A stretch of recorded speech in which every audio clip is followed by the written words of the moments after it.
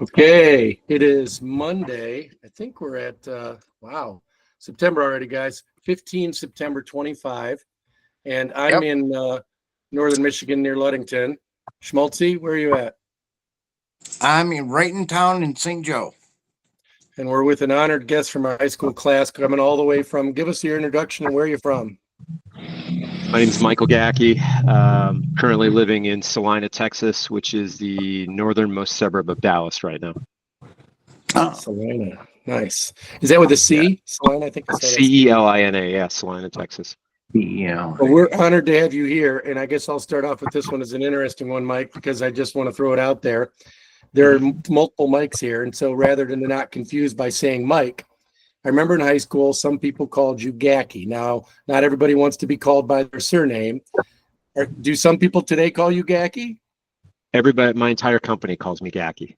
Everybody, from our CEO down to the guy who opens the mail. Everybody in my company calls me Gacki. So no big deal. Wow. Totally awesome. And I would say that you are in then the rich and famous, think the people with only one name. You've been glossed with one name, like Prince, Madonna. Come on, so you're that important. But you go by Schmaltzy too, right, Mike? Schmaltzy is sometimes as opposed to Mike. Oh yeah, all the time. All right. Well, I've been called a lot worse. And Mr. Gacki, I'll just open by saying this. We are honored to have you. Thank you for taking the time. Sorry we didn't get you on the Jeff call. I think we've had one so far with Faith Walston. We've had one with Nancy Canola, with Tony Dowell, with Jeff Myers that turned into a Paul Luker, Andy Williams, and Tony Dowell. So that was a really interesting one. So you are the fifth edition, if you will, of what we're calling Lancer Talk. Mike, I'm curious if you had a chance to see, we do have a YouTube channel, and I'm wondering if any of the classmates know that we've created those other videos. I didn't know that, so I will definitely, if it's on YouTube, you'll probably want me to subscribe. I'll definitely go in there and subscribe. All right, I will send you the link, and Tony Dowell made a good suggestion, and it's this. I didn't put everything on Facebook, Mike. It was Schmaltzy's great idea. Not to, or to put it in somewhere like YouTube, just because there are classmates who say, I don't use social media, I don't like Facebook. So I thought we'd put it in a more ubiquitous, if I could use that fancy term, site. The problem is that now some people don't know that it's there. So I think I need to double down and go back to Facebook on the class page for 84 and put these links for everybody. So I will do that after yours tonight. I think that'd be a really good idea. Yes, Pat. I thought they were all on our Facebook page for our class, all the links. Well, your technical administrator, your IT person, that's me, has failed miserably. So apologies. I will get that done. So, Mike, it's great to see your face. I think I told Mr. Schmaltz here, I remember seeing you. I'll just throw a story out there before we get into the old school. But from what little we know of our classmates through Facebook and things, I love it that you post, because everybody chooses to post some stuff, little stuff, nothing about their family life, about what's going on. I love it that you're open about your biking, Shelby, your dog, different things that you tell us, your jobs. I love that, because then we can all just kind of learn what our classmates are doing. And I remember seeing you a few years ago, and it has to have been a while, but I came down for work and I said, hey, Mike, come by. I want to rent a bike. And you're like, you don't have to rent a bike. You gave me a bike, let me take a bike out. I'm sure I abused it, got it all dirty with mud, rode all around, brought it back, and you didn't even charge me for it. It was totally awesome. So I remember those days with seeing you, and you were working at a bike shop, and I really appreciate it. Yeah, that was a shop that I ran for almost 10 years, and right at the cusp of the pandemic, right at the height, I should say not the cusp, but the height of the pandemic, there is a very large American bicycle manufacturer called Trek, T-R-E-K. Oh yeah. And they were very aggressively expanding and growing and getting into the retail side. So they were buying shops all over the United States, and we had a 4-store chain. I was one of 4 managers, and the chains were owned by a woman who was in her late 60s. She had kind of come into the business as a divorce settlement. She had gotten divorced from her husband. Her husband had founded these shops, and she didn't know a damn thing about bicycles or retail, but she did know about how to hire good people. So she hired good people, and we genuinely cared about it.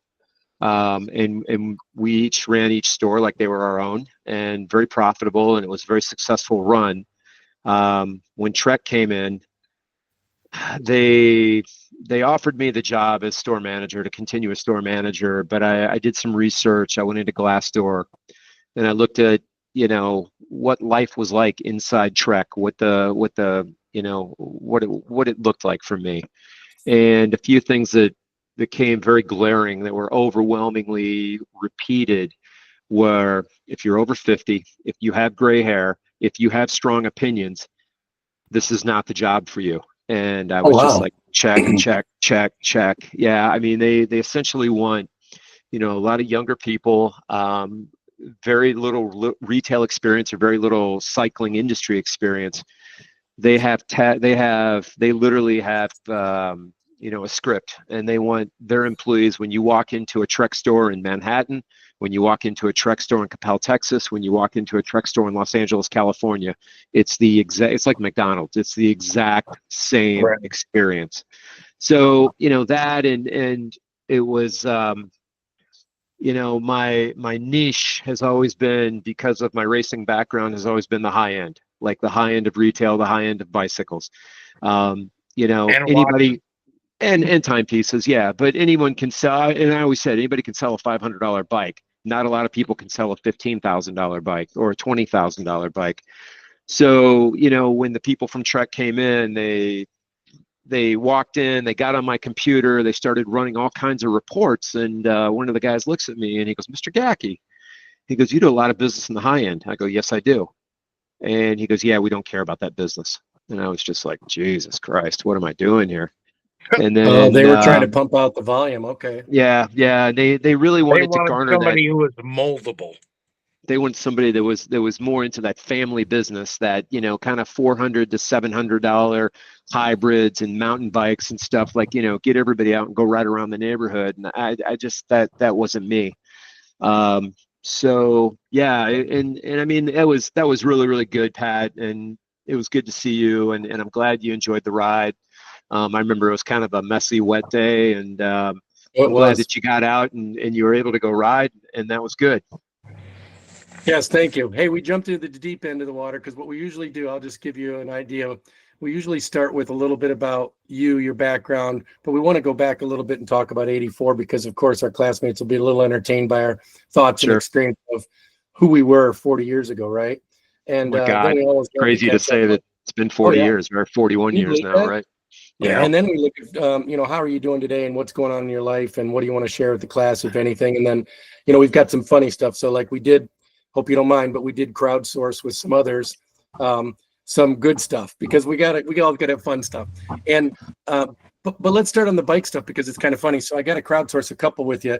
The first is my experience in general. And I think I asked Michael Schmaltz, and I think he's of the same belief that I am. And that is that bike people are the salt of the earth. And I'm going to go to that after I show you this picture.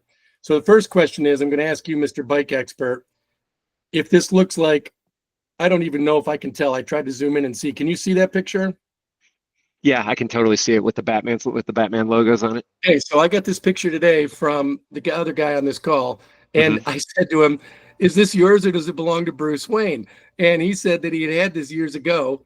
And I'm sure there's a story. I'm going to let Schmaltz tell it, but I guess my point is that I couldn't tell if this was a good bike or a bad bike, other than it looks cool as hell because it's got Batman all over it. It looks cool as hell, and it's looks like a single speed commuter, and it looks like it maybe belt drive. Is it belt drive or is it chain driven? It was chain and it was a fixie. Okay, it's Single speed. yeah, single speed commuter. Very cool. That's a hip So bike. Schmaltz, tell him where you had it and what'd you do with it.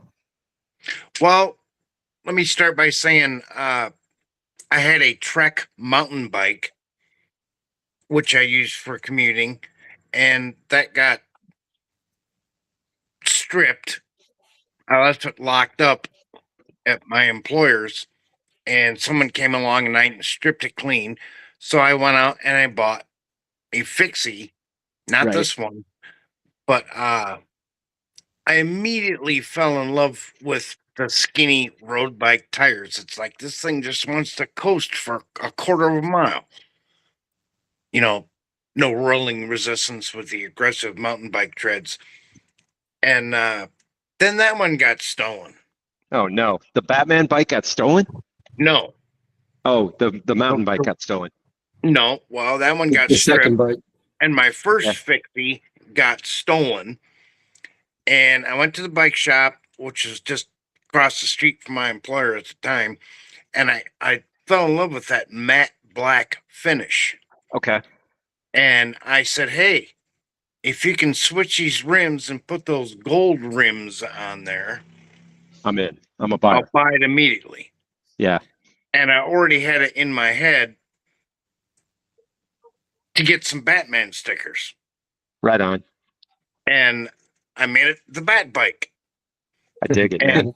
I I like used it. to get tons of compliments, and I would tell people, "Yeah, it's the Bat bike. You can touch it if you want to."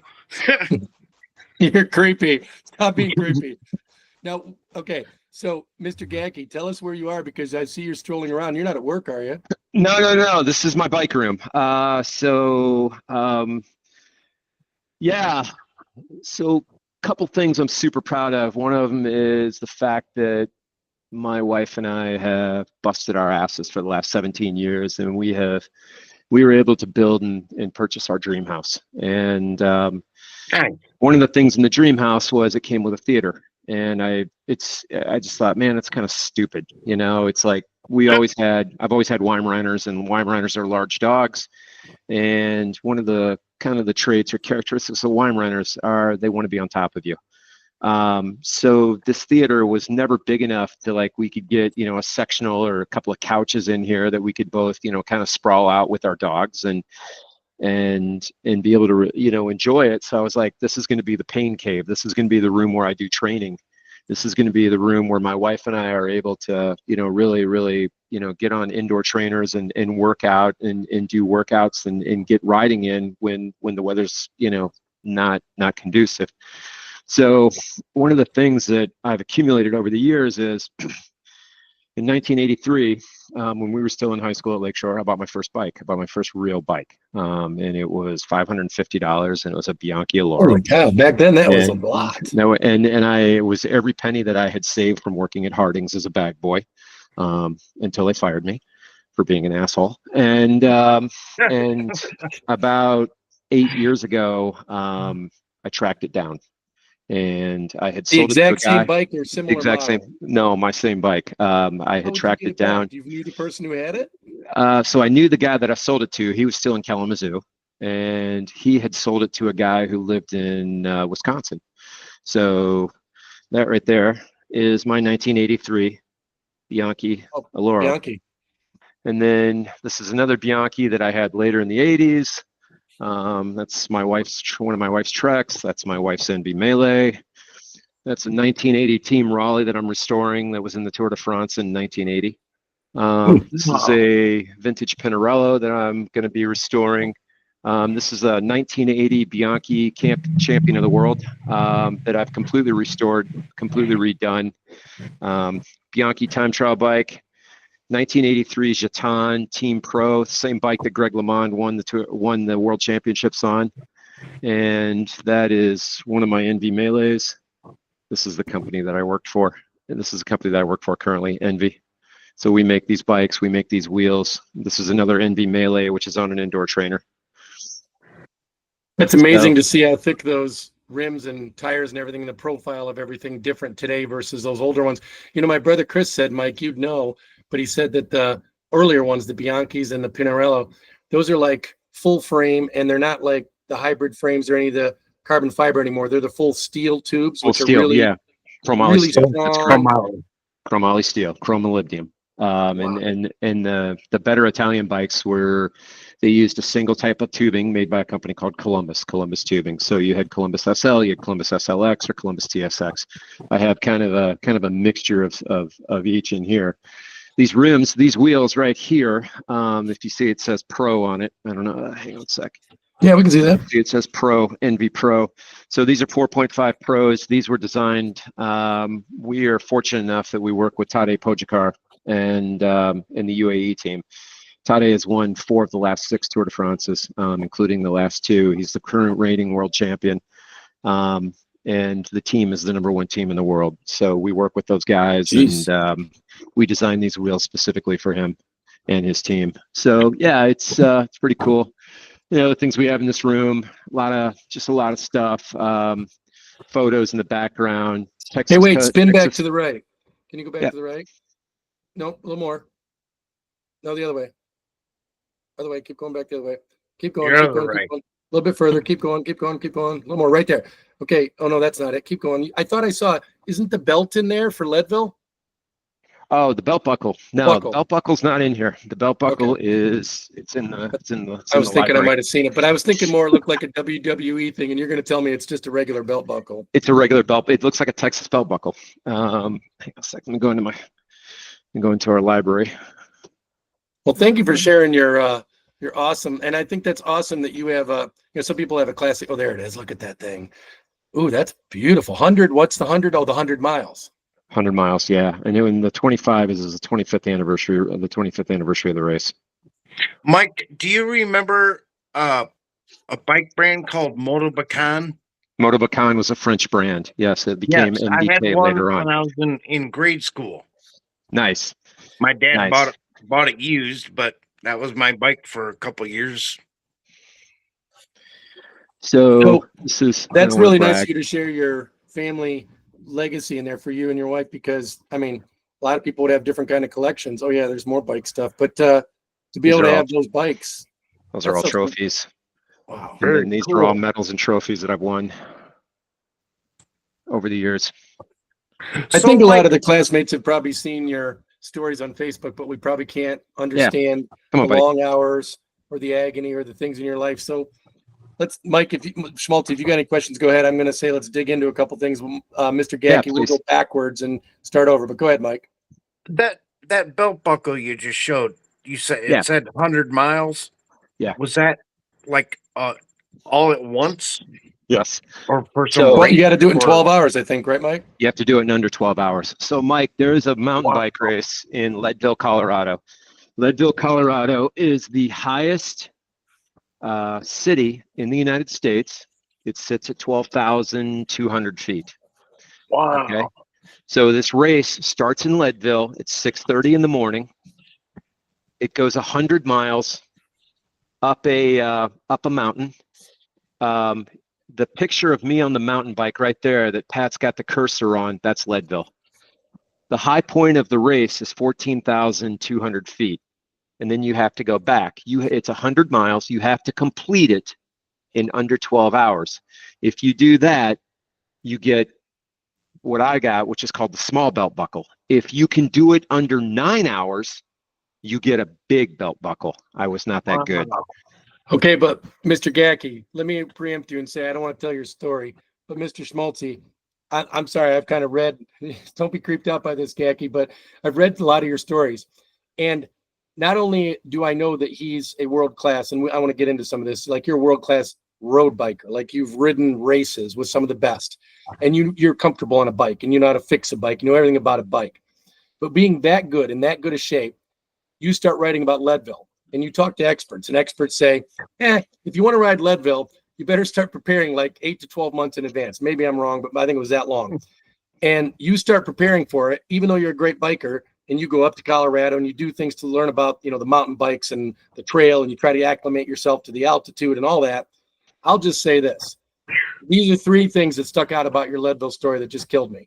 The first was that you go up there to do it, and then you come home and you were in some race and somebody knocked you over in a Peloton, and you either separated a collarbone or got really injured. And you were already in the middle of your prep for Leadville, and you almost considered not going. And I thought, how do you even keep getting healthy to do it? The second thing that killed me was you went up that mountain, and I've watched videos of grown-ass, professional, great shape men, the best of the people in the world that are in great shape, and they're walking their bike. Mike Schmaltz, that trail, just go watch some videos of it. They're walking because they're that tired and it's that tough of terrain, and there's people flying down from the top. So that's just crazy that you can even survive that. And then at the very end, Gacki, tell the story, but I think you were getting to the end and you were going to make it in time, and you saw someone go off. I think it was a woman, and she crashed. No, it was me. Oh, you crashed? Yeah. So tell the story. So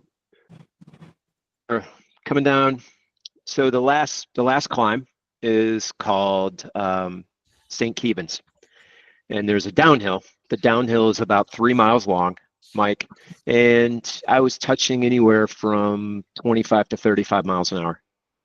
I am within 300 yards of the bottom of this descent, and the descent, there's kind of a sweeping left-hand curve, and it kind of washes away.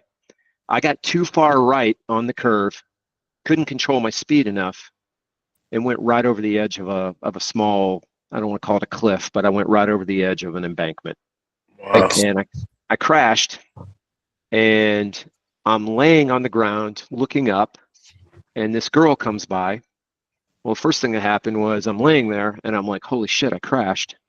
And I'm like, let me do an inventory. So I start doing this. I'm like, okay, collarbones are good. And I start kind of shaking my head. I'm like, all right, I don't have a concussion. Okay, I can move my legs, you know. And then all of a sudden I felt something really wet. And I was like, damn, I'm bleeding. I'm bleeding really bad. And I kind of reached behind my head and I pulled my hand up and my hand was wet from water. I had crashed into a stream. And I didn't realize it. And the girl comes by and she says, oh my God, are you all right? And I said, yeah. And she goes, what can I do? And I said, you can get your ass down this mountain and get your belt buckle. She goes, no, no, no. She goes, come on, we're going to do it together. Now, at this point, we were probably still 5 miles out from the finish line and within 35 minutes of the time cutoff. Ooh. So I came up, got up. Fortunately, my bike was fine. It didn't have a scratch on it. And I told her, I said, get on. And I said, if you start to come off my wheel, yell. And I pulled us for the next 4.5 miles. And then the last half mile is just adrenaline because you start coming into town and there's 30, 40,000 people out there yelling and screaming. So yeah, I was cut up. I had a really bad gash on my elbow. I had gash on my arm. Fortunately, my wife was at the finish line. The whole thing is run by Lifetime Fitness. So we had some friends that work for Lifetime, and they got her into the VIP section. And so she was living the life of Riley, man. She was really well taken care of.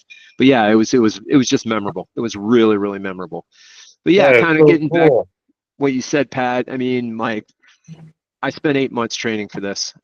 People have said to me, in the last couple of years, they're like, "Hey, man, when do you go back and do Leadville?" I'm like, never. It's like last year I did a gravel race it's called Unbound. It's considered the toughest gravel race in the world. It's 203 miles. It took me 14 hours, and people are like, "When you going back to Unbound?" I'm like, "Never. It could never get any better than the day I did it. It was a great day." So it's the same with Leadville. I had a really, really good time. Like I said, it was 8 months out of my life that, you went to bed every night thinking about it and worrying about it. And I woke up every morning thinking about it and worrying about it. So yeah, it was a lot of work, brother. You did it. What exactly does it mean when you say gravel race? So Mike, there's 4 kinds of racing that you can do on a bicycle in this country. You can race road, which is, like you see on TV. You can race on the velodrome, which requires a small track, usually 250 to 300 meters, either made of aluminum made of concrete, or now more and more being made of wood. And we used to have one in here. That's a fishbowl type. Yeah, fishbowl type thing called a velodrome, and we used to have one in this town. It was actually there for almost 20 years. They tore it down. But many of the awards and the trophies and stuff that you just saw a few minutes ago are the result of track racing or velodrome racing. The other kind of racing is mountain biking. I mean, that's kind of obvious what that is. Okay. And then the third kind of racing is something that's become extremely popular in the last, let's say 5 to 7 years, and that's gravel. Gravel is a bike that looks very, very similar to a road bike. But it has wider, knobbier tires. Not quite a mountain bike tire, but something that's wider and knobbier. It doesn't have the rocks or the technical aspects of mountain biking, but it's gravel. And the nice thing about it is, as more and more people become afraid to ride a bicycle because of, drivers that are doing this all day and they're on their phones, nobody's on a gravel road. maybe you see the farmer or the truck here and there, but I mean, Yeah. for the most part, it just, it's very quiet, it's very peaceful, and you get out in the country and it's nice. There's a handful of bigger event gravel races around the United States. The biggest one's called Unbound, and it's in Emporia, Kansas every year. And that's the one that I did last year. There's another one that I'm going to be doing in a month in Arkansas, in Bentonville, Arkansas, called Big Sugar, and that's 103 miles. So looking forward to that. Big Sugar. You hear me on gravel. It sounds like more like Big Rocks as opposed to Big Big- Sandy Sugar Beach. Yeah. Oops, I went to somebody else. Hey, so let's go back a little bit and just look at the. Yeah. That's great stuff, man. Let's look at some of this high school stuff because I just want to start off. So, Mike, I in the crowdsourcing found out. I think it was Andy Williams that told me. Did you come to the Stevensville area like in 5th grade? 5th grade, I came to Stevensville, moved there from Arkansas. Arkansas. My father was transferred, and relentless. We were there, and it was, man, first few months were rough because I was painfully shy. Had Not you. Yeah, I know, man. Had really, really bad buck teeth, and I had a brutal Southern accent. So yeah, it was, fortunately, our 5th grade teacher at Roosevelt Elementary, Mr. Gager, was very accommodating, and really, really made sure that the other boys were somewhat nice to me, and I made some good pals there. Yeah, Hey, Andy let me Williams add- mentioned that. Go ahead, Mike. I just want to add something. Our freshman year in high school, I was brand new to Lakeshore Public Schools. I went to private school through 8th grade. Mhm. And before school started, we had 2-a-day football practices. And I remember we were doing these calisthenics and neck exercises. And I remember, Mike, you came up and you had to actually hold my jaw and head and put pressure as we would try to turn our heads left and right. And you were just very polite and kind. And I just remember that it was like, yeah, this stranger is kind of taking me under his wing and showing me the ropes. Mike, And, the thing I remember about you was, I don't remember what year it was, probably our junior or senior year, maybe going into our junior or senior year, but you and me and the Farringtons, we went out and we ran in the woods, out by the beach. I just remember the three of the Mirror. Grand Mirror, yeah. I mean, it was during track practice, and Coach Brown was like, it was early. It was before any meets were going to happen, and it was still cold, but the sun was out, and the 4 of us went, and I was kind of you guys were all distance guys, man. I was kind of like, I was not a distance guy.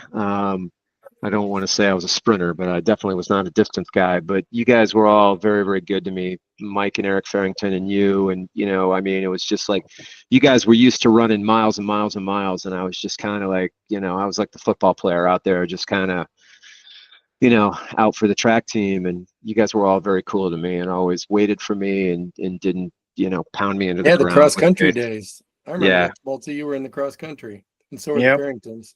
Yeah. That's No, but I awesome, just guys. wanted to mention that I still Thanks, Mike. remember it like it was yesterday that you were very nice to me. Thanks, I didn't Mike. know I appreciate I didn't know anybody from appreciate you Lakeshore. I appreciate you saying that, man. So Gacki, Andy Williams said when you came to class, it was him. Some people he remembered in that class that got to know you first when you came in 5th grade was him, Brian Richardson, and Brian Dave Richardson. Anstey. I don't know if you remember that. Yep, Dave Anstey. And so that was early on. But if you were to look back on high school, I asked some people what they thought about you. And I look at this picture of you, and I look at the picture on the bottom left. First of all, real good looking guy, great hair, everything looking buttoned up. You got the picture in there. And I know there's a story behind the car, and you got the letter jacket. So when you look back at high school, give us some perception. You moved to this community, but 7 years later, you're graduating, you made a lot of friends. What do you really think most about your high school experience? if you were to tell us?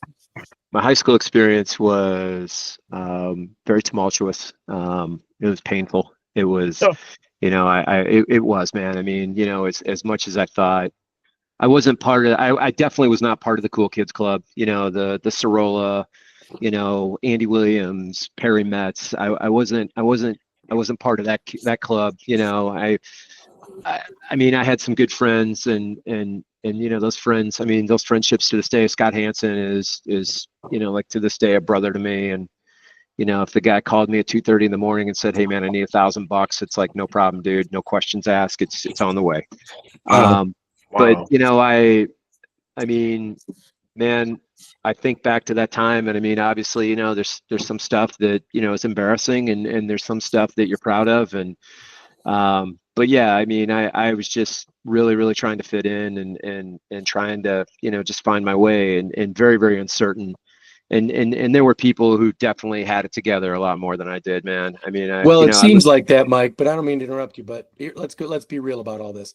This is an interesting topic, and here's why it's interesting. We have a lot of classmates, and some are in different stages of life today, but we're all way different than we were in school. And some of us might have been shy, some of us might have been cool kids, good at this, good at that. I'm good at band, or I'm good at arts, or I'm good at sports.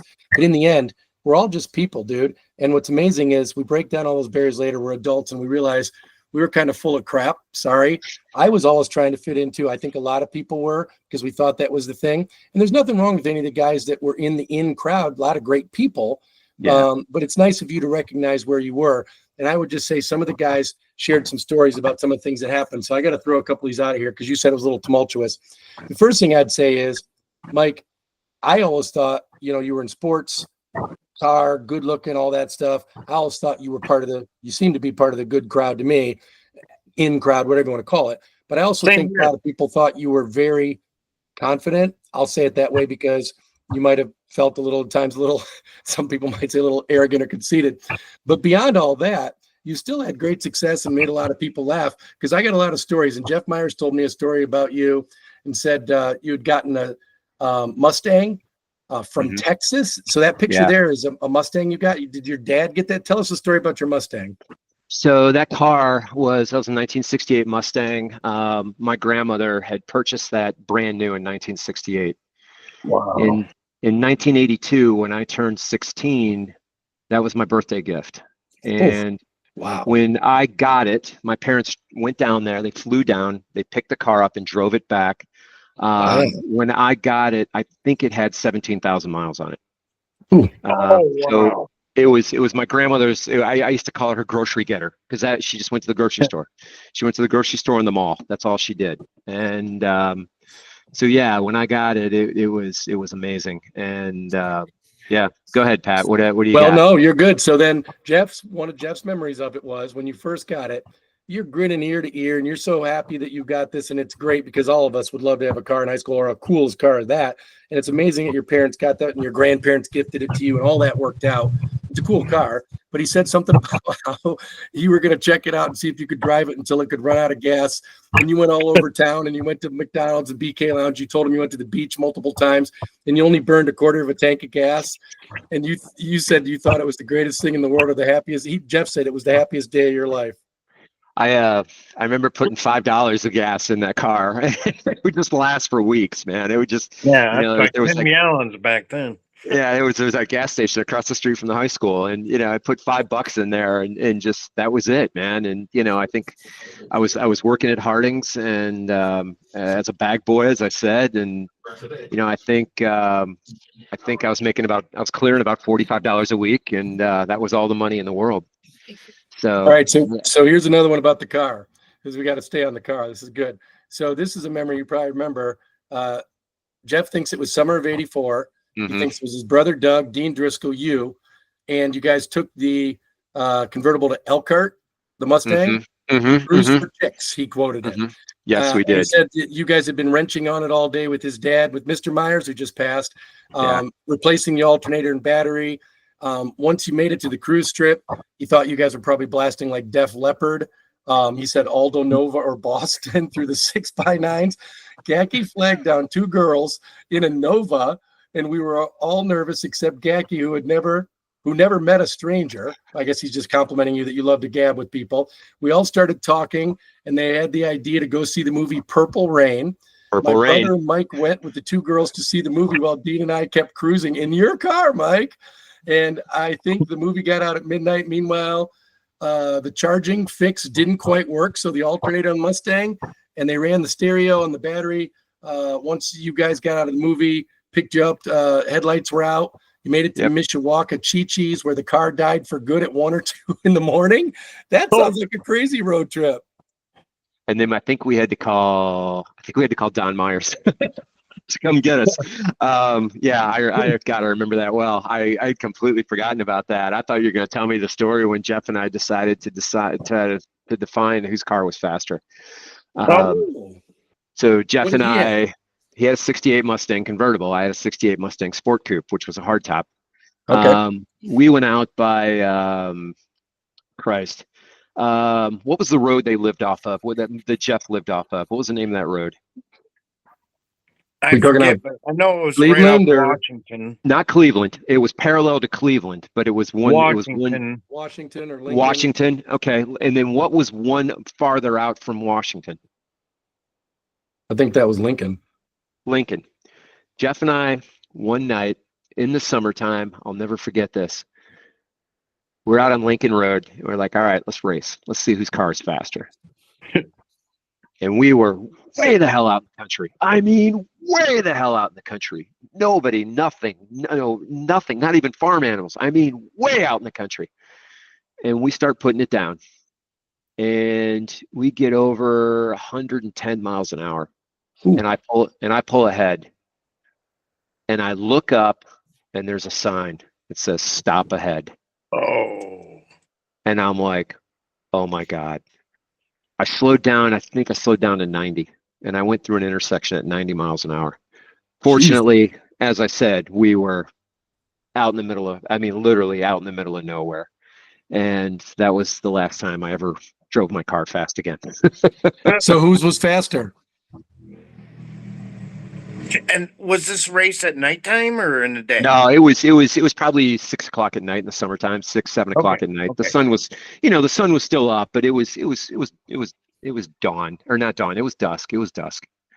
After rush hour in the country. And you didn't answer. Whose car was faster? Mine. He just put up his finger. I'm not looking. Sorry, guys. I got the slide up. I can't see you. Sorry. Okay. Okay. So I love that story, but I got to go back and hopefully, I think you said, is your wife's name Shelby? My wife's name is Shelby. Yes. Which is pretty apropos for a Mustang. Anyway, sorry, Carl Shelby. But just curious, the statute of limitations have run out, but the Purple Rain thing, it sounds like only 2 people went in with the girls. Anything ever amount with those girls, or they were just date night for the movie and that was the last time you saw them? I think it was date night for the movie. There may have been a kiss or 2 involved. And then it was like, yeah, if you're ever in Kalamazoo, look me up. I'll be at Western Michigan University. And that was, it was deuces after that. I tried to play it cool. I tried to play it cool. Yeah. Hey, and then I know you played football a lot, and Jeff remembers the time. You probably remember this too. Probably a lot of good memories of football games. And I'm sorry to say, but I know that our sports teams are a lot better today at Stevensville Lakeshore than they were back when we were there. Not that we didn't try hard, but he said there was a game when you guys worked together to knock somebody out, the opposing team's running back, fumbled the ball backwards into the end zone, and you got on it for a touchdown. Yeah. Actually, it was River Valley. It was first game of our senior year. And speaking of Mustang, and the ball popped out, and I was like, because at first I thought, okay, great, we got a safety. I thought we had tackled the runner in the end zone, and they were punting out of their own end zone, and they screwed up the snap, and so the guy tried to run it out, and I don't remember who hit him. It may have been McLean. What was his name? Don McLean. He smacked the guy, and I was like, yeah, safety. Ed McLean, that's what it was. Eddie McLean. And then next thing I know, like the ball is like laying right at my feet, and that was it. Yeah. Nice job. It was a magical night. I bet. All right, let's stay in high school a little bit more. I got one, but before I go, I'm going to pass to Mike. Mr. Schmaltz, what about the story you relayed? Tell a story about Judgment Hall. Mike and I were within 3 or 4 feet of each other sitting in Judgment Hall, and Mr. Robleski came walking by. We were seniors, and he always had short pant legs. And Mike says, "Man, we expecting a flood around here?" And Mr. Robleski goes, "Mr. Gacki, in 4 years, your sense of humor has not changed one bit." And you said, "Yeah, and your pants haven't gotten any longer either." And he stopped on a dime, wheeled around, went straight to the principal's office, and 60 seconds later, here comes Mr. Canola and kicked us all out of Judgment Hall for good. We were not allowed to sit in the Judgment Hall after that. I remember that like it was yesterday. I thought it was funny as hell. You remember that one, Gacki? I vaguely remember it. I just remember, there were definitely teachers that were, kind of for me, and there were teachers that were against me. It's just like that, there were counselors that were for me and against me. We had this woman, Mrs. Hildebrand. She was like, she looked at me and she goes, "Your best course of action is the military."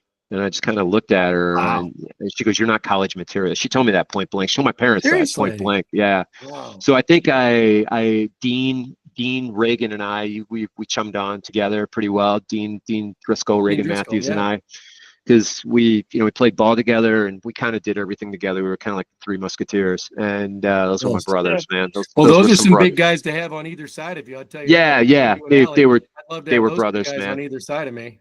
They were good dudes, and we all went to Mr. Humes, and Mr. Humes was like, Don Myers, Carrie Lewis, and Mrs. Stover, they were responsible for me, like not only deciding to go to college, but helping me get into Western Michigan. And I think someone told the story during, Don Myers's, kind of when you guys were talking about Mr. Myers, my dad came to me, he goes, he was going to parent teacher conferences my junior year. He's like, "Any surprises?" I go, "Yeah, I'm getting an F in chemistry." And he's like, "Are you serious?" And I go, "Dad, it's not for me. I can't do it, man." And he went and got my report card, and sure enough, Mr. Myers had given me a C because I tried. I worked my ass off. I tried and stayed after and talked to him and did as much as I could. And I just, for whatever reason, man, it just, I couldn't grasp it. And he told my dad, he goes, "I know Michael wants to get into Western." And he goes, "There's no way in hell they're going to put him in Western with an F in his junior year." So he goes, "I'll help him out." He goes, "He tries, nobody tries harder." And so that was super cool, Wow. Indeed. What a great man. Yeah. Hey, Mike, do you know that in Mr. Gacki that there was allegedly, I don't know if you remember this, but someone said, I think it was either Andy or Tony told me that a rumor went around our junior summer or something that you were dead? Yeah. What was that all about? So I was down here. I was down here at my grandparents' house, and my grandfather had a Schwinn Paramount, very, very, very expensive racing bike at the time. Very expensive, all steel, handcrafted in Chicago. It was an American-made bike, and I used to take it out every morning and go and just ride around the area in Dallas where they lived, which is North Dallas. And I was going up a hill, and the gears were kind of making some noise. And I remember kind of looking down as I was going up this hill.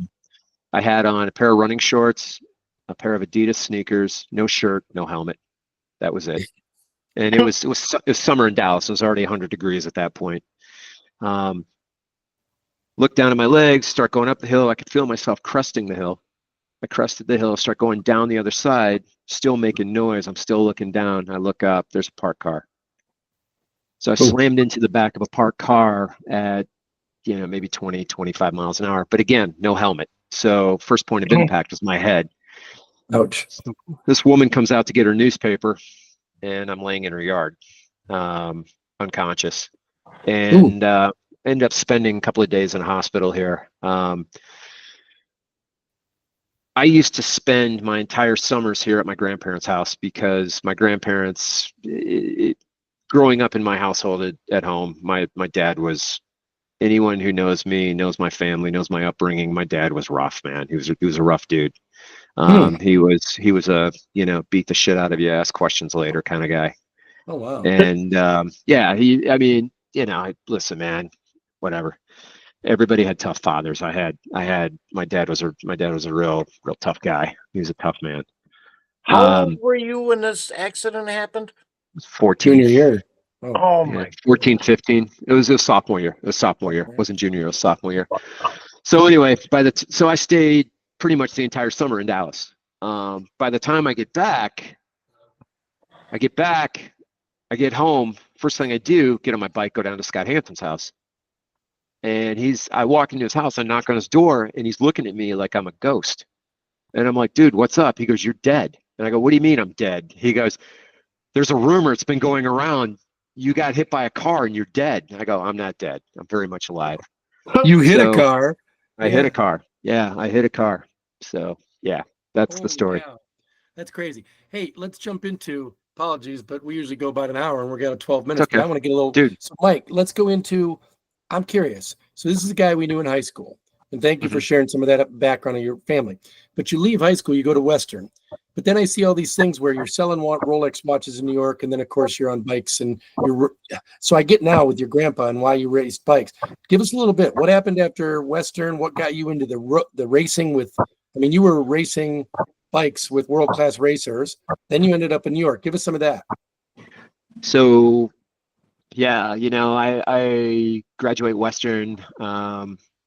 Start working at Jacobson's. What kind of degree? Like Bachelor of Science and something? Bachelor of Science in Criminal Justice and Sociology. Oh, wow. So you did Criminal Justice and Sociology, but then you right into law enforcement. Which I've never used a day in my life. Wow. But yeah, Okay. I got a degree. I got a worthless degree. Yeah, start go to work for Jacobson's. They make me a manager at 22. I was the youngest manager in the company. And started cycling very, very seriously. There was a pretty good race scene in Kalamazoo. Hit Michigan, hit all the races in Michigan, had a lot of success my first year. And you were doing this while you were in college? Yeah. Met some people who said, man, you really need to go out to the East Coast. End up in New York City for a week and stayed for 20 years.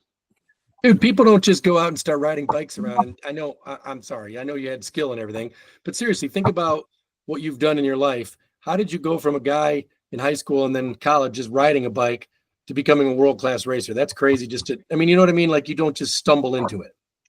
Yeah, I mean, it was, I had good mentors. The one thing that, told you my father was tough on me, the one thing that he instilled on me, to be a good cyclist, to be a decent cyclist, you got to have one of two things. You either got to be super stubborn and be able to tolerate a lot of pain, or you have to be extremely genetically gifted. I am not extremely genetically gifted. I'm stubborn and I can tolerate a lot of pain. My wife is insanely genetically gifted. I got her on a bike. She started racing within a year and a half. She was nationally ranked. Oh, So, wow. yeah, I mean, she had a meteoric rise in the sport and was one of the most dominant racers in this part of the country in her mid 30s. Wow. So yeah, I mean, it's Mike, how long have you been married? oh, God, let me think. It'll be 14 I'm years showing this her year. recording. You're supposed to know exactly. We've been together 18 years. We've been married it'll be 14 in November. Okay, so 18. So am I to assume, not to pry, but you between Yes. college and high school and all that, you didn't have a marriage. I did. This is number 2. Okay, gotcha. So you had a marriage, and so anyway, you get out to the East Coast, so you're riding bikes. Keep going. Sorry. Yeah, so I'm riding bikes and having some success, and I'm racing on some big teams and had sponsorship and had gotten to the point where the sport was paying for itself. I wasn't having to fork any money out. Yeah. So That's cool to be able to do what you it was cool. enjoy and make money at it. Yeah. I mean, bikes were free, equipment was free, shoes were free, helmets were free, clothing was free, race entry fee was free, travel was paid for. I was breaking even. In cycling, it's called the $12,000 Dreamers Club. I was living the $12,000 dream, because that's what it cost to race. Included. Yeah, that's about what it cost at that time. It was about $12K a year to race around the country. And again, like I said, raced up and down the East Coast, had a lot of success. Got my ass handed to me plenty of times, and did pretty well other times. And then I was just right on the cusp of turning 30 and really started having like some serious kind of, holy shit, I'm turning 30 and the only thing I'm able to do is make a bike go really fast. It's like and living in New York City, when you're struggling and you're struggling for money, no place probably in the country is it that glaring that you're struggling than to live in Manhattan. And I was fortunate enough that I've always had a gift of the gab. I've always been able to sell. I've always been able to walk into a room full of strangers and strike up conversations. I have no problem doing that. And someone helped me open some doors for me. And there's two things in life I've always been very passionate about. One's been watches, timepieces, Swiss timepieces, and the other's been bicycles. So an introduction was made, and I got kind of involved with a retail chain that was just starting. And at the time they had watches that were $500 to a couple thousand, nothing crazy. And put in some time there. They promoted me to store manager. I was a store manager. And then at the time in New York, there were 4 giant, super high-end watch stores. When I say super high-end, I'm talking about entry-level price points of $8,000 to $10,000 up to $500,000. And kind of the cool store to work for was called Kenjo, Kenjo, and it was 2 Jewish brothers, Kenny and Joseph. They took their names and put it together. Everybody thought it was a Japanese or an Asian company. It was 2 Jewish brothers. So that was kind of one thing, was that I get a call one day and it's Ken Grazzi. And he's like, Mike Gacki, I hear good things about you. That's exactly how he said to me. And I said, man, Ken Grazzi, I've been in your store. It's a beautiful store, man. You've got beautiful merchandise. And we talked.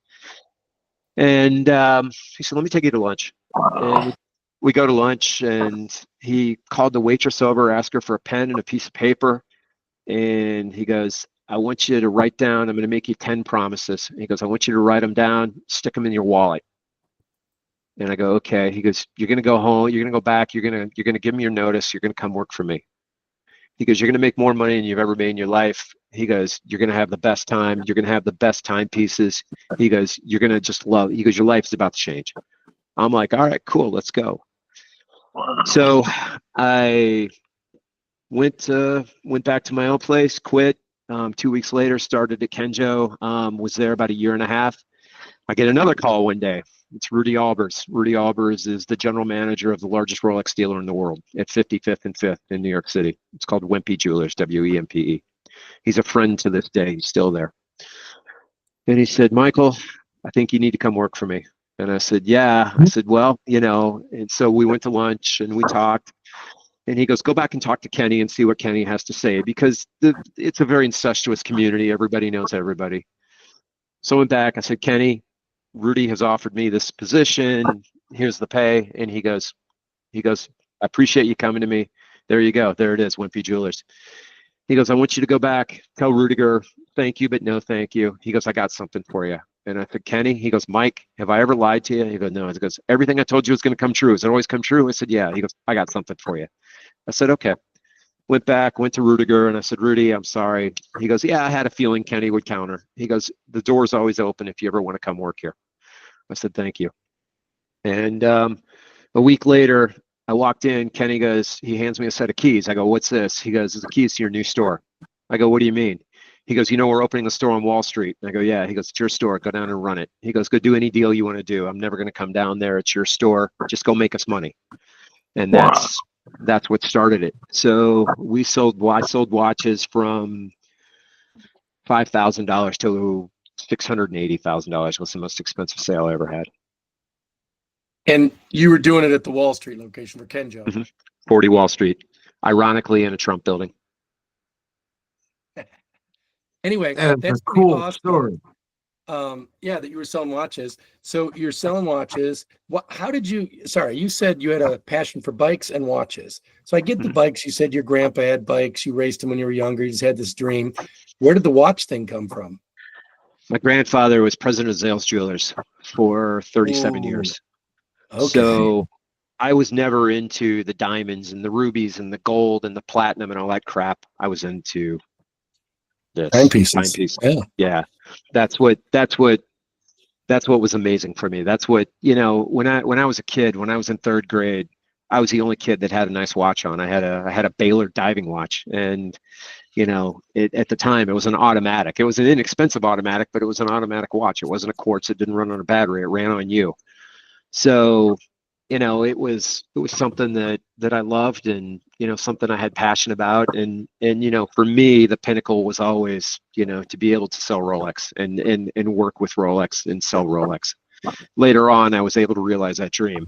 But yeah, that's pretty amazing that you worked your butt off at biking. You took a lot of pain and endured and figured out how to become world class there. You then pivoted and went into selling. And not only did you do such a good job there, but owners were having you manage their store. And obviously the clientele walking in, they had to respect the guy and know that you either had the knowledge or the ability to sell them something that was very expensive. So kudos to you. Or the ability to work with people in New York. And that was that's a thing when too, right? the thing was, it's like, my personality, and I've had to tone down the 20 years that I've been here in Texas. I've really had to kind of, because you had said earlier that in high school people thought of me as confident or even cocky or arrogant. That was at level 20 in Manhattan, and because it worked there really, really well. That supreme confidence, that supreme cockiness, the arrogance. You were strong. You were Charlie Sheen in Wall Street, baby. But Tiger blood. it was no tiger blood. But yeah, it was really good. They were great times. I mean, as I've said in my story, it was the height of the Clinton era, and I couldn't believe the way that kind of my life changed, and the doors that were being opened up, and the way that things that I never thought possible were now all of a sudden just easy and reality. That's awesome, Mike. And so 4 days ago, we obviously celebrated, or I don't know if celebrate's a good word, but we commemorated 24 years of 9/11. So you were there. So 2001, I know you posted on Facebook, and thank you for doing that. And for anybody that listens to this, go read some of Mike's posts about, because I know that sometimes you talk a little bit about it before, but on the day of or the anniversary of 9/11, you always tell your story. You want to tell kind of condensed a little bit of what exactly you experienced there? Because I don't think a lot of us could ever understand. So my store was at 40 Wall Street, which was 2 blocks from the World Trade Centers. Wow, that was my first question. How far away were you? I was 2 blocks away. And just kind of give the Cliff Notes version. I heard a very loud noise. Didn't sound like an explosion, but it was loud. And at the time, Wall Street was undergoing a lot of renovation, a lot of street construction, jackhammers, big metal plates. They'd dig a hole, come in with a backhoe with a huge metal plate. I'm talking a metal plate the size of a semi-truck, drop it on the ground. That way, cars could drive over it, the big hole, and then when they needed to go back and work, they could move the metal plate, go back, do jackhammering, whatever they're going to do. I heard what I thought was the drop of the ultimate metal plate, and I was like, holy shit. And the next thing I know, it would look like, if you ever see a ticker tape parade, when John Glenn came back from space, they went down Broadway, called the Canyon of Champions, or the Hallway or the of Champions. Yankees, any team wins. The Yankees, anytime the Yankees win, they always have the ticker tape parade. They have it in the same section of Broadway, and ticker tape. And at the time, we were blessed that my beloved Yankees had won the World Series multiple times during the 90s and going into the, they were still a powerhouse going into the early 2000s. So all of a sudden there's all this confetti and ticker tape and papers and all kinds of crap in the sky. And I was like, that's weird. The World Series is still 3 or 4 weeks away. Right. I walked outside, I picked up one of the pieces of paper, and it was a full legal size sheet of paper, and it had been letterhead from the World Trade Center because I could see the address and the name of the company, and part of it was burned. Okay. And as I kind of pivoted, I heard a bunch of screaming and yelling and people running towards Broadway. So I go running towards Broadway. At Broadway, there was a plaza. The plaza opened up, and there were the World Trade Centers. And there were probably 10,000 people just standing there like this.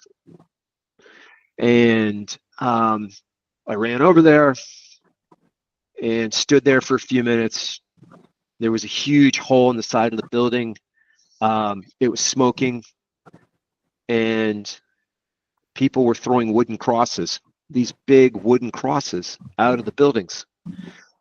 And I couldn't figure out why they were throwing wooden beams out of the building. It looked like wooden beams like you'd see up on the ceilings, right? And then one of the crosses did this. And I realized it wasn't a cross, it was a person. People were jumping to their death. And so, at that time, as I found out later, you had a choice, and your choice was there was a 1,200-degree fire.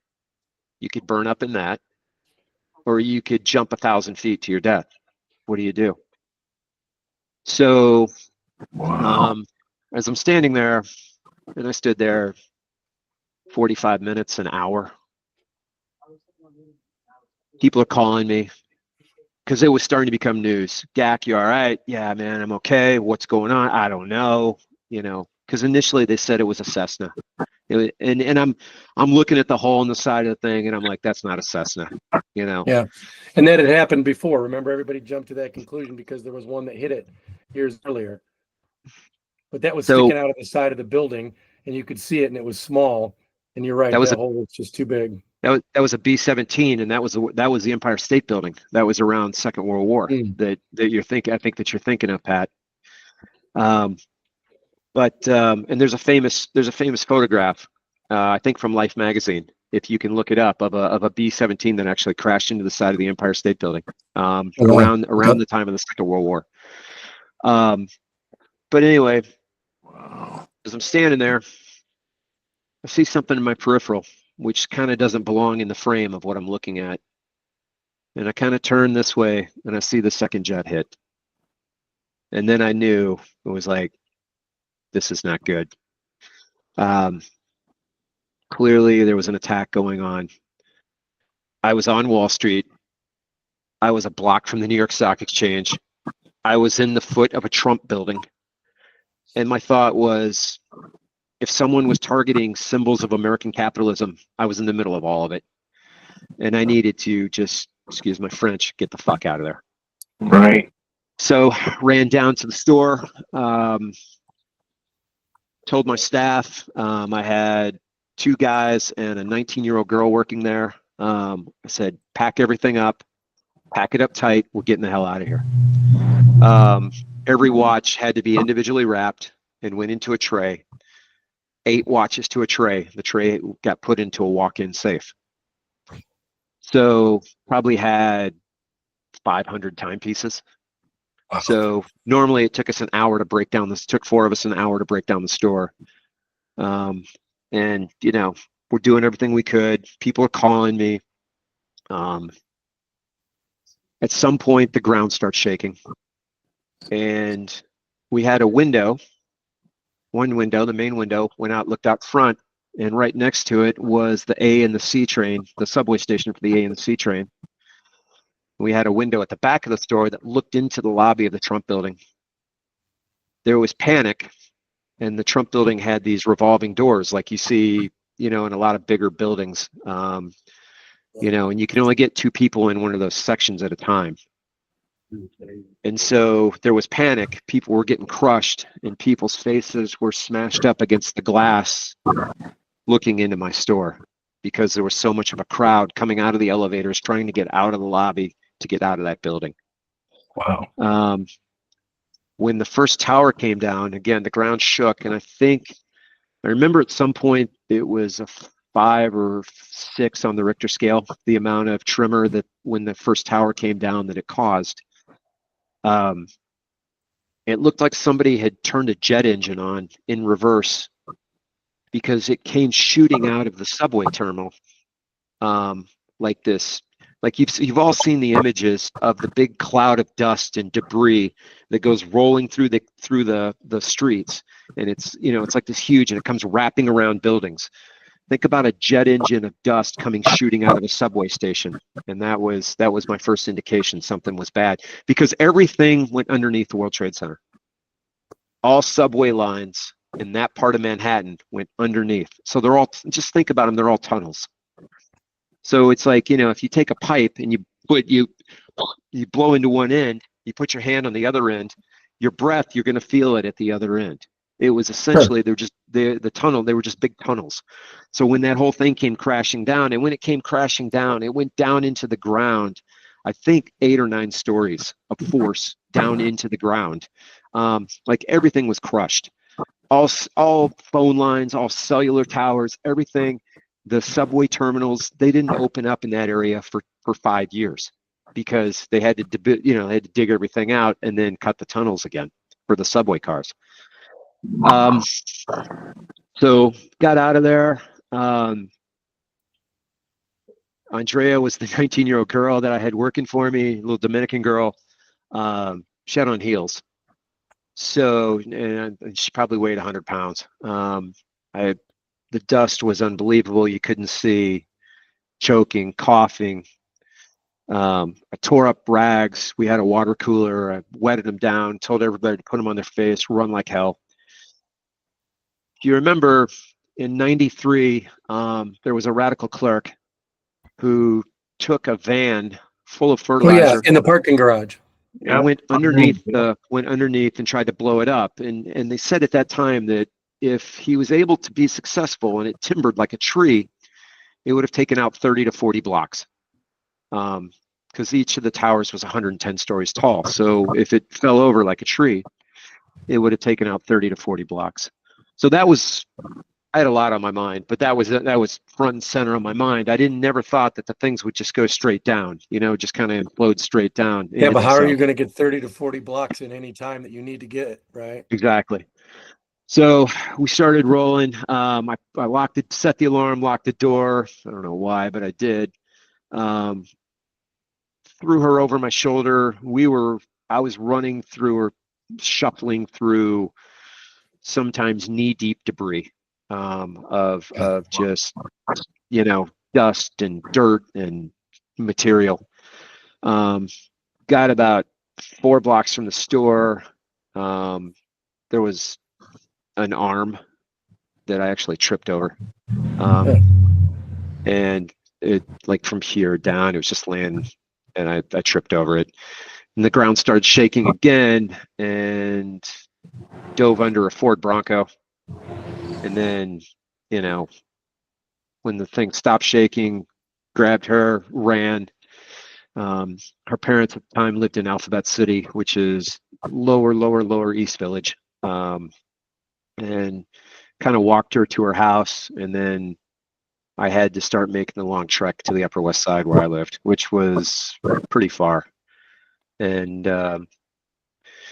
yeah, I mean, there's other little details. I mean, I went through, found a bike shop on 14th Street, and thought I'll just buy a secondhand bike for 40 or 50 bucks and just ride it home instead of walking 60 or 70 blocks. They had marked up all the bikes. So bikes that were normally 40, 50 bucks, like used 3 speeds or used single speed commuters, they were like $100, $120. And I was just like, walked out of there and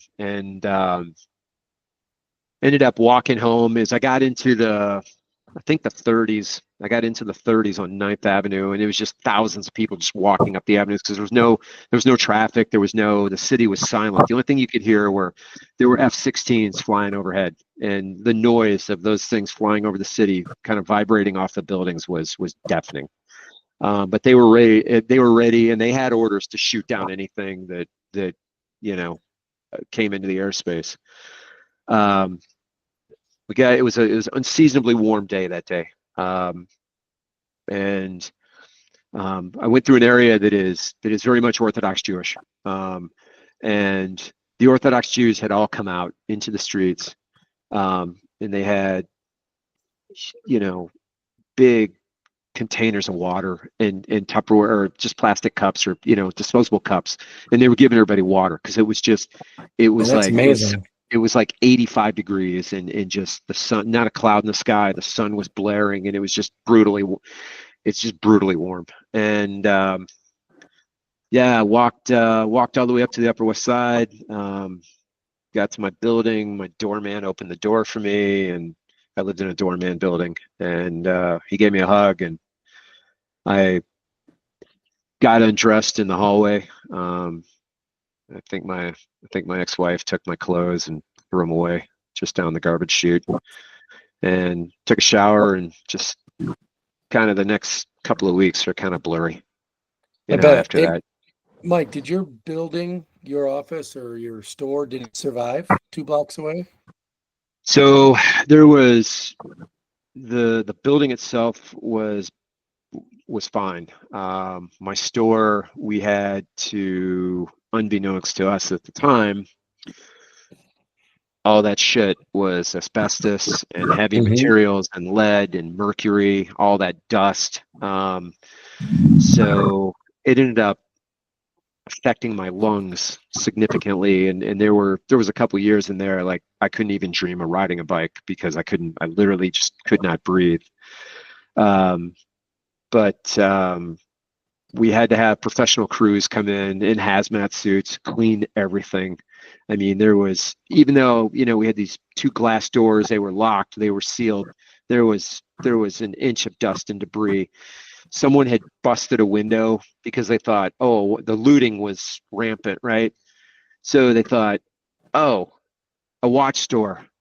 Well, they had to get out of here. There's no way in hell they put everything away, and all the boxes for the timepieces were kept underneath the showcases, but all the watches were in a walk-in safe. And I mean, you would have needed an atomic bomb to get the door off that thing. So they had pulled the boxes out and gone through them all, and the boxes were laying everywhere. They were just empty boxes. There was nothing there. So we had a display of Mont Blanc pens. We probably had $15,000-$20,000 in Mont Blanc pens, and we didn't put those away because we never put them away, and they took all those. So that was really the only kind of loss that we sustained. Couple weeks, so it was probably a month after Wall Street was starting to come back to life a little bit. Like there were some traders there. Morgan Stanley was kind of the big bank, and I was at 40 Wall Street, they were at 60 Wall Street. They moved all their people immediately to New Jersey. They didn't want them there anymore. So I mean, that was like 10,000 people gone. But something really cool happened, and people in the neighborhood and the traders, the traders from the stock exchange, they all came in, and they were throwing down money, man. They were buying the Breitlings, they were buying Rolexes, they were buying Omegas, they were buying Tag Heuers. They were like, man, you're a local business, we got to keep you going, and they took that money and that they made, and they kept our little store afloat. And a year later, we were approaching really, really good numbers again. Can't imagine you going through all that, man. So what made you leave New York to go to the Dallas area? So a couple things, really, man. It was just, like, at the time I was doing pretty well, but I wasn't doing like New York well. I mean, any place else in the U.S. I could go, and I would have been very comfortable. In New York, I was kind of I was doing okay, but I was living well, but I wasn't I wasn't living. And my grandparents were super close to me. And they were getting up in years. They were in their 80s. And, I came down here, started looking around, and I was like, man, at the time, 2003, 2004, you had $250,000, $300,000, buy a brand new house with a yard, I mean, nice house, 2,800 square feet. So I was like, wow, I'm paying all this money in rent. Because I was paying $3,000 a month for rent for a 900 square foot 1 bedroom. And, I was paying another $1,200 a month for parking. And, but, again, it's all relative. I mean, you make ridiculous money, you spend ridiculous money. Yeah. So, I wanted to kind of a combination, and my ex-wife looked at me and she was like, she goes, this place is killing you. We need to get out of here. And I'm like, no, you don't understand. My personality only works in a couple of places in this country, and this happens to be one of them. And she goes, no, we really need to get out of here. And so, it's kind of maybe the one good thing that came out of my first marriage was, she kind of talked me into coming down here, and we got divorced a couple of years later, and I was single for a short period of time, and then I met Shelby. And I never would have met her if you hadn't gone there. And never would have. Sorry for I hadn't gone here. I mean, it does look like yeah. she took you to the right place, Mike, because you seem like you're much more. Nothing wrong with the amazing experiences you had, but you seem like you're so much more at peace where you are today. Yeah, for sure. I mean, the other thing too, Pat, is, I mean, God, we're all staring 60 in the face, right? I mean, I said this a couple of weeks. I said this a couple of weeks ago on Facebook, and I still feel like, I still sound like, I still act like the asshole 21-year-old kid, 22-year-old kid, until I walk by a mirror, and once I walk by a mirror and I'm like, oh my God, who's this old guy with the gray hair, and the wrinkles, it's. So, it's, yeah, I've had to calm down a lot, man. I've had to mellow out with age, but yeah, it's been good. And, I've got a really good life, man. I'm very fortunate. I've got the love of a great woman, and, I work for a company that respects me, and, essentially told me I have a job until I don't want to work anymore. And I'm cool with that. And it's something I have passion for. And, our CEO calls me once in a while and he's like, Mike, how we doing?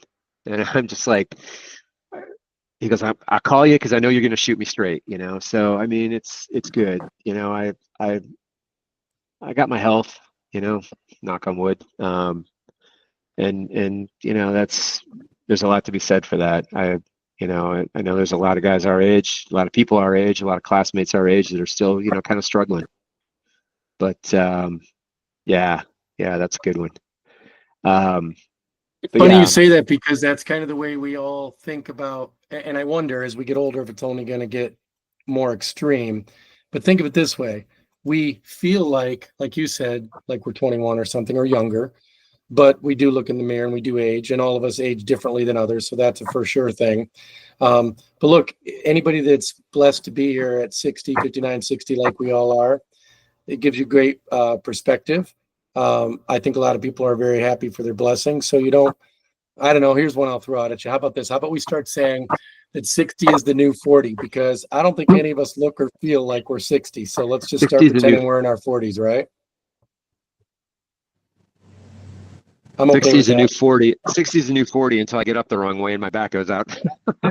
Well, that's reality. But look at you, Yeah, man. You're yeah. still getting on a ride, on a bike, putting a lot of saddle time in. I don't think a lot of people at 60 are able to do the things you're still able to do, brother. So let me dive into that real quick. I just got to ask the question. So you said, I don't know that they had the science back when it all happened. So it's pretty amazing that you had the fortitude to remember to put a rag on your face or anything to get out of the dust. But a lot of people, they say first responders suffered from all that stuff that was in the air. Do you still ever feel like you have lingering health issues for it? And when you say a couple years, that stuff doesn't just work itself out of your body, does it? And there's no procedure to have it all taken out. No, I mean, I definitely sustained bronchial damage, my lungs, and you know, I mean, when I say I couldn't ride for a couple of years, I could ride, I couldn't race, and that's the difference. And I was never the same as where I was. And you know, there's the measurement of all like true pro cyclists is what's called VO2 max. It's essentially your lung capacity. And the top guys in the sport, you know, you look at, we won't talk about the uniballer, but we talk about the real American champion, Greg LeMond. You look at Greg, you know, you look at the top guy in the sport now, today, Pogacar, the guy who just won the tour that we sponsor. Their VO2 max is somewhere like 94, 95. You know, mine on my best. What is that? Day, a ratio of oxygen in your blood? Yeah, and it's capacity of the lungs. It's essentially it's I think it's in milliliters. It's capacity of the lungs in milliliters. The amount of oxygen you're able to take in. Mine on my best day was I think 61 was the most I ever saw, which for an American, that's probably better than the normal average. No, person, but right? I mean, and a lot of it's very genetically predisposed. You can improve it. I think it's 7 to 10%. You can improve it, or you can only, you know, if the old saying, you know, you can't turn a donkey into a racehorse. So, you know, mine was at 60, 61, I think. You know, after going through everything I went through, it was down in the 40s. It was 47, 48, and it never got above 53 after that. The Cooper test, a 12-minute test, I can figure out. Yeah. It almost makes me feel like the stress test that you see people do when they're worried about heart, you know, and they get them on the treadmill and they get a mask on and they're diabolically keep raising the incline. And I'm thinking, yeah, just kill me now. I don't think I needed to go. So your VO2 max just never was the same after all that. No, well, it's, yeah, I couldn't train the same way. I couldn't recover the same way. And it's all kind of, you know, it's all intertwined. But, you know, and then as I've gotten older, you know, I've, you know, going around corners at 35 miles an hour with people 6 inches all around you has kind of lost a lot of its attractiveness to me. I don't bounce as well as I used to, you know, I don't, I mean, when I crash now, man, like shit gets broken, you know, you're not getting up from that. And yeah, you don't know how to protect yourself as well, but also the older we get, we all know this, it takes longer to recover. So if you do break a bone or something, you don't want to be on the downside of that. And in the old days, you know, 1983, 1984, you'd have a tough time spending more than $1,800 on a bicycle. I got wheels that are $4,000. So, you know, it's expensive when you crash because you end up breaking stuff, not only on your body, but also your equipment. And, sure. Yeah. Mike, I said earlier on the, and Schmaltz, I think we talked about this because he's had some experience with it too. I think anybody that ever biked in this world, I'll just say this. There's a lot of things in the world that you could say there's good people in. I find, I don't know what it is. I've ridden, and you know this, I think I've told you, I've ridden road bikes, I've ridden mountain bikes, and I wouldn't call myself anywhere near you, but I think a lot of people that have ridden bikes go into a bike store. And there you go into a bike store, and by the way, there's a lot over by Detroit where the guy's trying, he can sell a Specialized or a Giant or a Trek. But if I walk in and I want to buy a $2,000 bike, he's not giving me the time of day because he's looking for the guys that want to buy $8,000 or $10,000 bikes, right? So he's trying to be nice, but he's really kind of dismissive of me. But in all the places I've been where I've rented bikes, because I travel for work a lot, it is amazing to me. I call the bike people the salt of the earth. I told Schmaltz this. And my theory is when on the roads, bikes that I've been on with the SAG, on the places where people help you fix the bikes, if there is ever you're riding with a group of people, a Peloton, if I call up a customer, they invite me to ride in their road club in the middle of, you know, somewhere, some state, and every bike store that's along a trail and people like you that work them, I'm just going to say, you're a very kind and humble man because of all the experience you've had in the world, the work that you do. I know it pays the bills and I know you really enjoy it because it sounds like you have a passion for cycling, But I don't know, Schmaltz, don't you find that anytime you've ever gone to a bike store, you've worked with people that work on bikes, because the patience and the meticulous nature of just fixing something like that, it just makes you such a patient and humble and kind person. So kudos to you. Yep, I've met some great people out in Tempe, Arizona at the bike shops that they would teach me how to fix it so I didn't have to pay them a second, third, Exactly. fourth time whenever something went wrong. And I was like, that's not just like you say, salt of the earth. That was Yeah. Well, very altruistic. He could have billed you for more repairs. Instead, he taught you how to do it. exactly. The thing is with, there's a saying in the bike industry, if you've been in it for a while, and it's, you do it because it's a labor of love. When you go to work in the bike industry, you take a vow of poverty. We all say that. Because when you're working in a shop, no one's getting wealthy. You're not in there because you're not in there for the money. You're in there because, man, you're involved in the sport. And you get to work with just people, just regular people. And that's the other thing too, is, people are like, "Hey, Mike, come ride." Yeah, oh man, I'd love to ride with you. You would never ride with me. It's like, man, I'll ride with anybody. I don't care who the hell they are. I don't care if they're on a hybrid or they're on a adult tricycle. I'll ride with anybody. And that's the whole point, is that, years ago, when I first started down the sport and started racing, one of my mentors said to me, it's important that you give back to the sport. You got to give back. And, it's like, even now, I have multiple choices on Saturday or Sunday morning. I can go out with a bunch of bike racers, or I can just go out with a bunch of regular people, who really enjoy cycling and have passion and have like really serious 9-to-5 jobs during the week. And a lot of times I go out with them, because, I can go out with them. I can talk to them, talk to them about life, talk to them about cycling, talk to them about anything. But, again, it's more about giving back and using, they can ask me questions and like, hey, what should I do about this? Or what should I do about that? Or is this the right equipment for me? Do I need these wheels? What tire pressure should I be running? So, you got to give back. That's awesome, Mike. Hey guys, we're up against the time, so I'm going to wrap us up, but I'm just going to say a couple I of want to things go here. And Mike, another half hour. yeah, Schmaltz, I'll give you some. Well, the problem is I don't know who will watch it for that long. Hey, but Mike, Gacki. So Andy Williams said there was also a group, Larry Blahnik and others, and you and he, that worked as Harding's baggers. Didn't you say you were a Harding's bagger? Yeah. So he had this idea of us doing one with Harding's baggers, and if we get one day with all the people that were Harding's baggers, let's get you on that. I think that would be hilarious to hear some of those stories. Eric Nuss, Perry Metz, yeah, there's some good Williams. stories. Mark Williams, there's some good story. Oh my God, if I got a Mark Williams story. Oh my God. Real quick. All right, give us.